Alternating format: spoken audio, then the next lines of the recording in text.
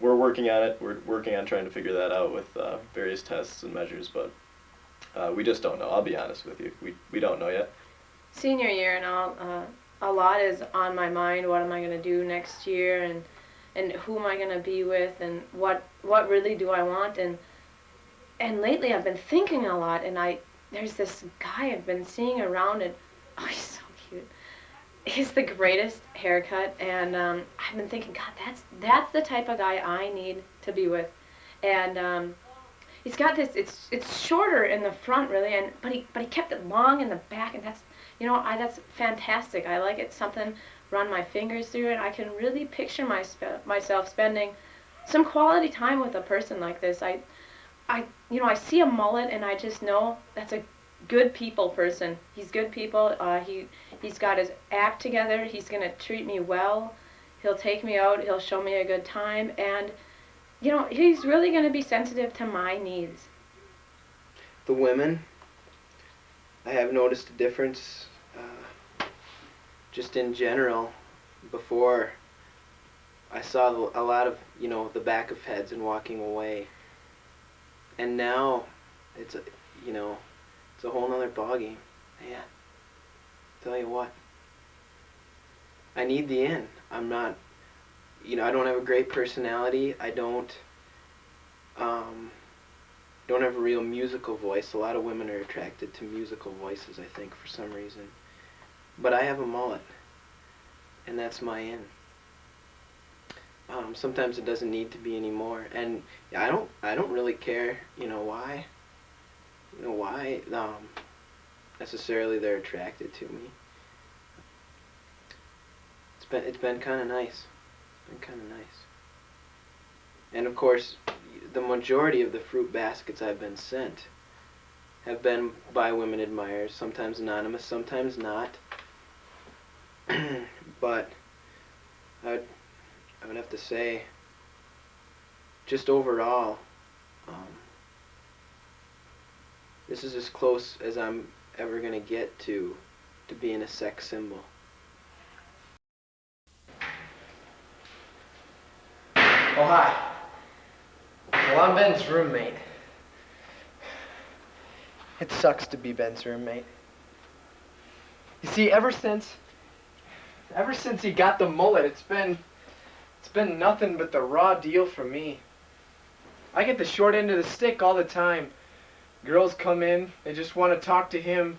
Professors call, they just want to talk to the mullet. My parents call and they just want to talk to Ben. It doesn't make any sense. This whole time, I thought that I was the stylish one.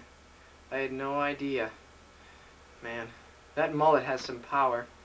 It's done Ben more good than I've ever had good done to me in my whole life. Just makes me want to cry sometimes. I believe, and I can say this with a fair degree of confidence because all of our results were statistically significant, that there are 4 stages, if you will, to mullet interpretation. The first is the mullet double take, which goes something like this. The second is the mullet inspection.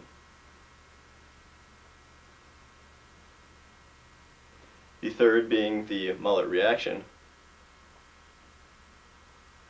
And now many people might not realize this, but there sometimes is a 4th stage, this being the mullet recoil / realization. More specifically, people realize that they themselves do not have a mullet, and it's a look of somewhat dejection, rejection, fear, shame, much like,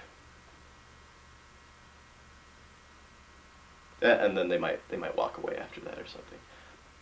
Monasteries in the East, a lot of people have rumors, or have heard rumors, that all Tibetan monks shave their heads, or all Indian monks shave their heads, which is actually not true. There are sects of monks in Japan, Korea, Canada, that all have mullets. Mullet monks is actually the technological term for that, the mulletologist term for that. If you're talking historiological mulletology, you're going to go with the mullet monks, and you're going to see where they have really shaped society and the world more than the shaved head mucks. So just the responses I've gotten and the way I'm feeling, I've started volunteering some of my time down at the youth center on weekdays after school, and I've found that I can give back in a lot of ways, and there are a lot of kids out there who could use some help and some guidance. And if that's from a mullet, and I think a lot of times, it can be, then I feel privileged just to be able to offer that kind of a possibility. Even if you don't see a mullet every day, maybe a couple days a week after school, maybe that's enough.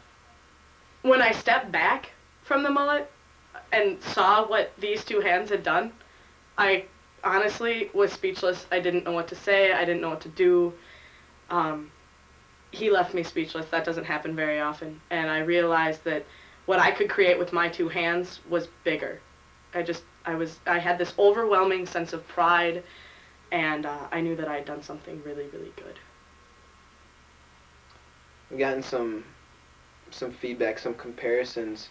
People on the street, people I know, people I don't know, have called me, an inspiration, more specific, kind of the Tom Cruise of small town, Anytown, USA.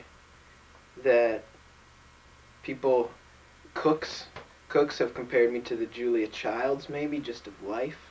But I think more than that, and just widespread talk I hear behind my back. People have commented that I remind them a lot of Gandhi. And that rings true for me. That rings true like some of the other ones don't. Because, I've always had that feeling, but now with the mullet, maybe, I don't know, it's just a little bit more apparent, a little easier to see for people. When I think of some of the qualities that a person who has a mullet possesses, I think love, I think, compassion, I think selflessness. If you were to say, who does Ben compare to right now that he has the mullet, I'd have to go with Gandhi. If anything, that the mullet symbolizes in history, throughout history, and just in people's lives every day, I would say that the mullet symbolizes hope, a sense of peace, a sense of comfort, a sense of well-being. I would say that a lot of people think that the cross or a dove or the peace sign is a sign of peace, but I would say the world's biggest sign of peace and hope and joy and love is definitely the mullet. No, I'm not a hero. I'm just a guy with a mullet.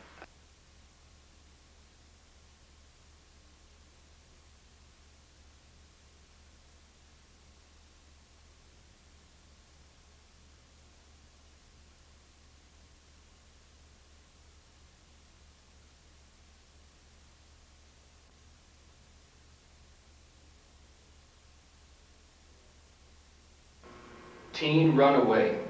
I hate my dad, yet I am one. Fly, Thunderbird, fly. New white tank tops, tucks neatly into tight black jeans. Redneck Romeo. Oh, squirrel brother, your tail, my hair, we are one, but I must eat you.